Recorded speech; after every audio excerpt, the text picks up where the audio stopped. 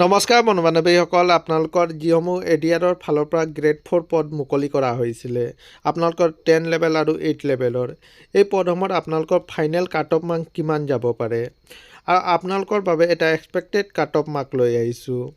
আৰু আপোনালোকে ইতিমধ্যে গমেই পায় যে এডিআৰৰ যিসমূহ গ্ৰেড 3 এণ্ড গ্ৰেড 4 পদ আছিলে এই পদসমূহত আপোনালোকৰ ৰিজাল্ট আপোনালোকৰ 7 মাৰ্চত আপোনালোকৰ ঘোষণা কৰা হ'ব। ইতিমধ্যে অসমৰ মুখ্যমন্ত্ৰী ছাৰে ঘোষণা কৰিছে আৰু এই পদসমূহৰ স্কিল টেষ্ট আৰু ভাইবা কেতিয়াকৈ আপোনালোকৰ অনুষ্ঠিত কৰা হ'ব সকলোবোৰ ডিটেইলত জনাম। আপোনালোকে মাথো ভিডিঅ'টো শেষলৈকে চাই থাকিব। বলক ভিডিঅ'টো আৰম্ভ কৰোঁ।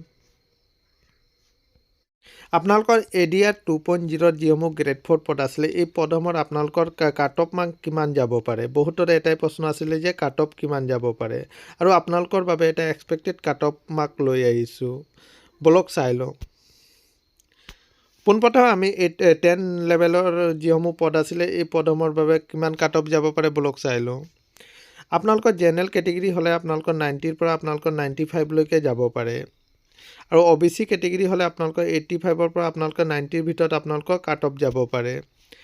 SC কেটেগৰী হ'লে আপোনালোকৰ 80ৰ পৰা আপোনালোকৰ 85লৈকে কাট অফ যাব পাৰে আৰু ST কেটেগৰী হ'লে আপোনালোকৰ 78ৰ পৰা আপোনালোকৰ 82লৈকে আপোনালোকৰ কাট অফ যাব পাৰে। আপোনালোকৰ যিসমূহ 8 পাছৰ পদ আছিলে এই পদসমূহত কিমান কাট অফ যাব পাৰে বলক চাই লওঁ।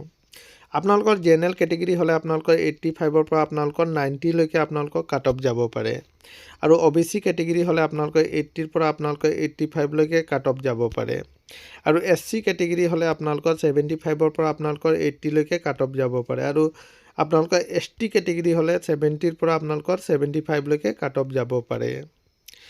আৰু এই পদসমূহত আপোনালোকে যিসমূহ গ্ৰেড 3 এণ্ড গ্ৰেড 4 পদ আছিলে দুয়োটা পদত আপোনালোকে স্কিল আৰু ভাইবা টেষ্ট এতিয়াও বাকী আছে আৰু স্কিল আৰু আপোনালোকৰ ভাইবা টেষ্ট কেতিয়াকৈ অনুষ্ঠিত কৰা হ'ব আপোনালোকক জনাই যে মাৰ্চ মাহত আপোনালোকৰ শেষৰ ফালে আপোনালোকে এই পদসমূহৰ স্কিল টেষ্ট আৰু আপোনালোকৰ ভাইবা অনুষ্ঠিত কৰা হ'ব।